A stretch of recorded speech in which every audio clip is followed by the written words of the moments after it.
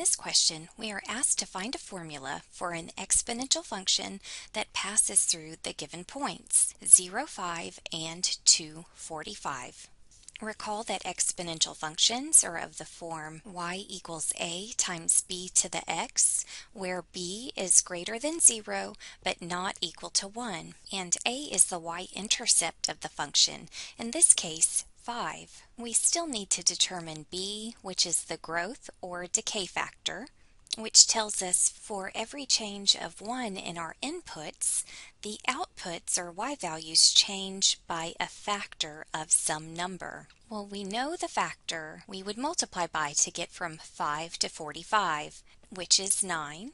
But we really want to know this number, where if you multiply 5 by b, you get this missing y-value, and then if you multiply that by b, you get 45. In other words, what we've done is multiply b by itself, which gets us from 5 to 45.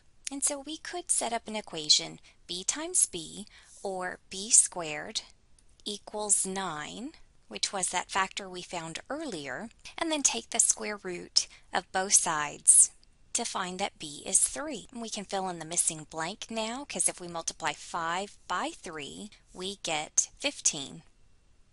And then multiplying 15 by 3, we get 45. Now, just a side note, if you take a square root of a number, that's the same thing as raising that number to the 1/2 power. So altogether, to find b, we took 45, that later y-value, divided by 5, and raised to the 1/2, or took the square root.